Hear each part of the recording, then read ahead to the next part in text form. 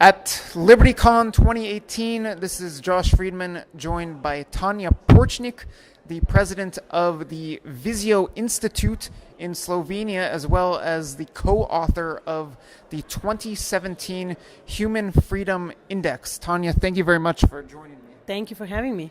Very briefly, could you tell the audience a little bit about the Visio Institute? Of course, Visio Institut is a 3-year-old institute that does public policy. We focus on several topics, mostly economic policy and education policy, health policy, healthcare policy, and we produce studies, books, reports. We appear often in the media to defend our views and our positions, and we advocate for freer, open, fairer Slovenia. Okay, well, for this interview, we're going to discuss some of the countries that used to be united in the former Yugoslavia with Slovenia. And I would like to discuss freedomness and openness and the democratic state of Western Balkan countries, particularly the ones that right now are trying to join the European Union, including Serbia, Kosovo, Montenegro, Bosnia, Macedonia, etc. Mm-hmm.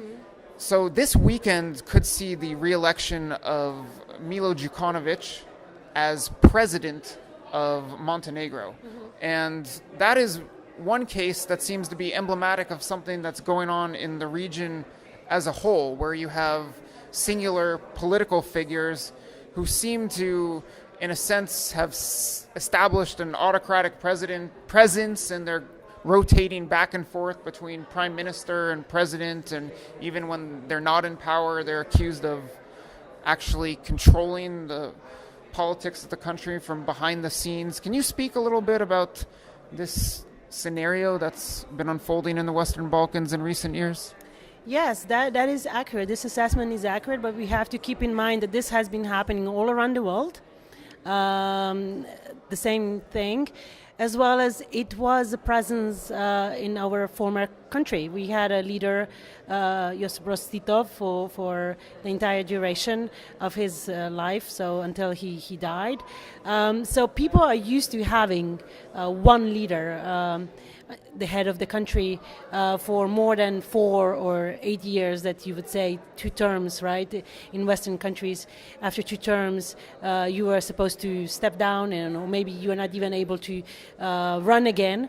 But in our countries, that is now the practice. It's a norm, and maybe they don't even go from being president and prime minister. Maybe they go into a position for a couple of years or maximum 4 years, and then they are back in power.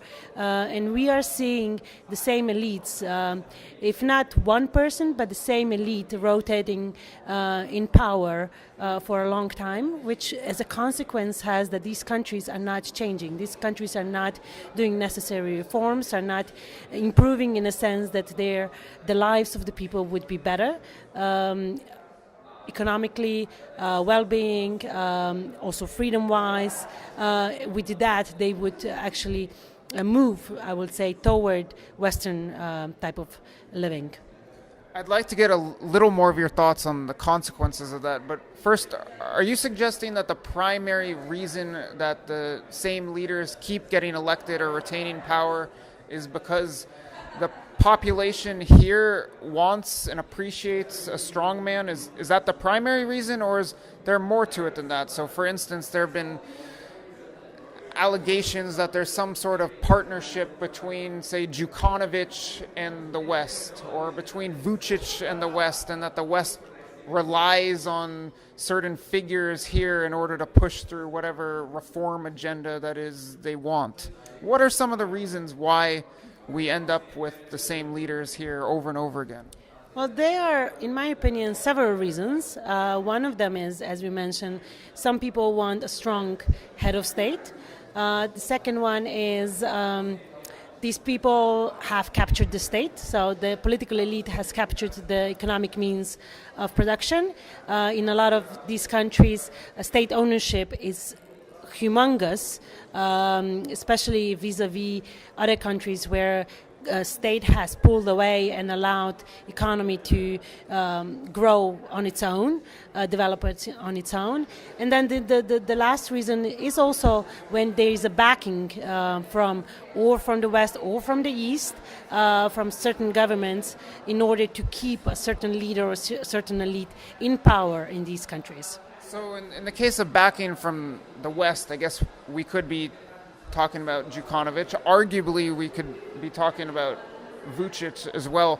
Is it that the West wants stability? What is the reason for the backing of certain political figures here?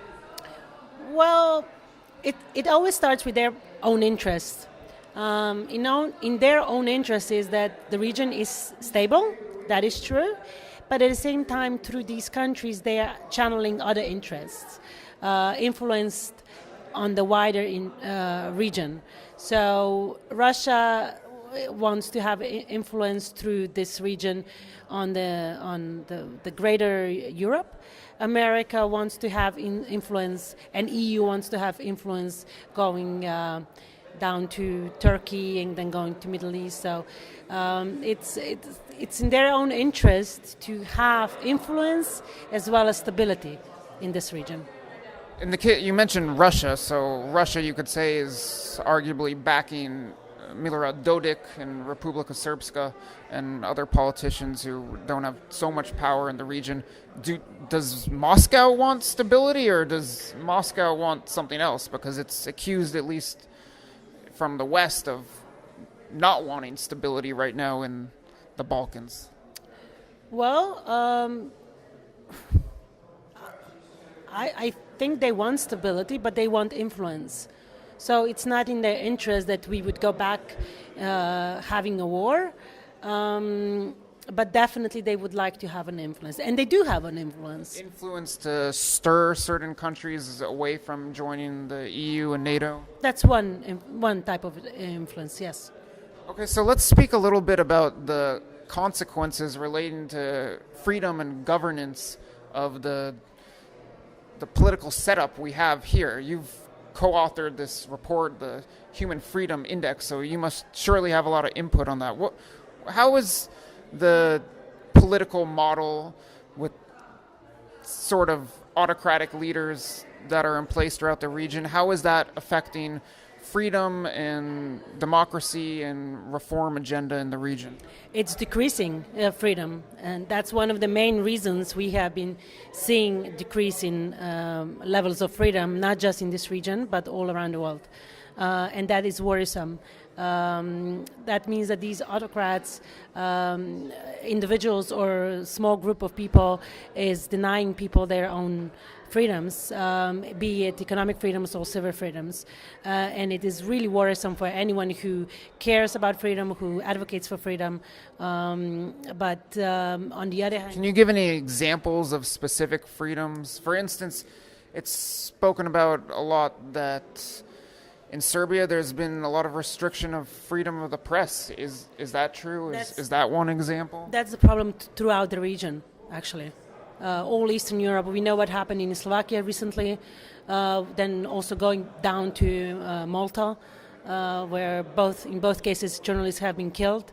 There's a lot of pressure on investigative journalists trying to disclose what the elites are doing, and the corruption and all these practices and the connections with criminal organizations. So it's one of the worrisome aspects, and I would say it's we haven't really figured out what to do. The people are standing up to these freedoms now. There are a lot of marches. People are calling on their governments to protect journalists or anyone else who speaks out. But that's not, again, a guarantee that these people will be protected in the future. What about on the economic side? What kind of effects are the style of governance that exists right now in the Balkans? How might that be hampering economic freedoms and economic reforms in the area? One of the main issues is weak rule of law, so protection of property rights. Then another problem is administration is too cumbersome. It takes forever to get a permit. The public sector is too big to spends too much. It's not efficient as we would like to.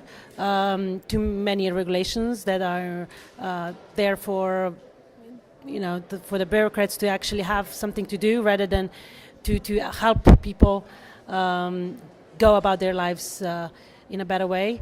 So these are the main issue, but definitely rule of law, which is, as we are finding out, kind of it's a result of a past, so of our socialist past, because rule of law was not on the pedestal back then, and still we have very, very weak rule of law, and this has not been improved since we have become independent, since the former country has dissolved, and the institutions of the rule of law need to be strengthened in order to move further.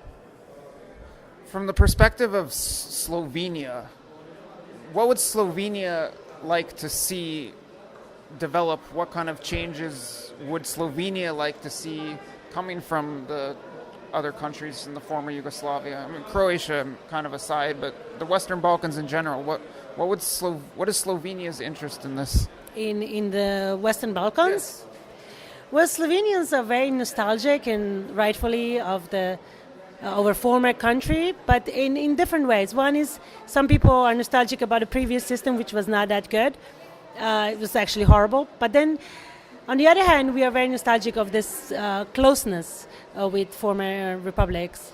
And I think there are opportunities to cooperate more, to lower the barriers to trade. This is also one of the things that, because Croatia and Slovenia are in the EU while the other countries are not, there is a barrier between these two blocks. And if this barrier can be removed, then there could be more economic interaction between these countries.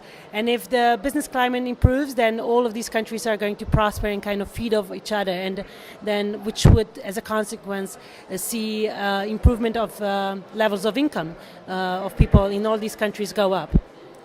Lastly, how do you see this EU integration process in the Western Balkans playing out? There are a lot of people who believe that it's just a myth and that these countries are never going to join the EU, whereas the EU is saying that now it expects Montenegro and Serbia to possibly join in 2025.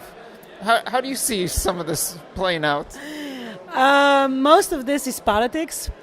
A lot of people say that already Romania and Bulgaria entered too soon, so they don't want to repeat that mistake of having a country in the EU too soon. But what is too soon, right?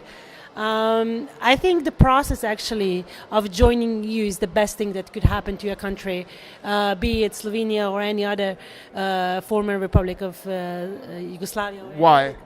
Because of the institutions that are improved, the rule of law that is strengthened, the competition that is strengthened.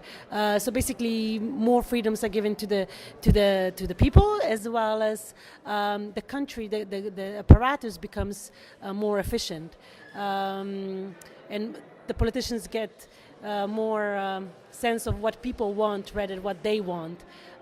So the process is really good for all these countries. So kind of, it's a cleanup. It's a cleanup of the house. So do you think that a leadership change is needed in these countries across the Western Balkans in order for them to enter the EU? Or can they get in with the fairly autocratic leaders that they have right now? I think they can get in with these leaders if there is a political will on the other side, meaning, France, Germany, the Netherlands, willing to accept these countries as EU members.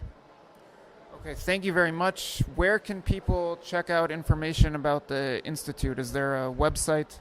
Yes, the best is the English version website. It's on a Cato website. On the Cato website, you can go to cato.org/HFI, or just Google Human Freedom Index, and you will be able to immediately find a link and then download the report as well as all the data. What about the Visio Institut? Visio Institut, most of the material is in Slovene. So maybe some people in Serbia or Croatia do speak Slovene, but Maybe not. I think the Western Balkan audience can figure it out. I don't know about the rest of us. Well, I don't know. My experience is that we Slovenes speak much better Serbo-Croatian over a former language rather than them speaking Slovene. I'm not going to take sides in that debate. Okay, thank you very much for joining me. I appreciate it. Thanks a lot. Thank you.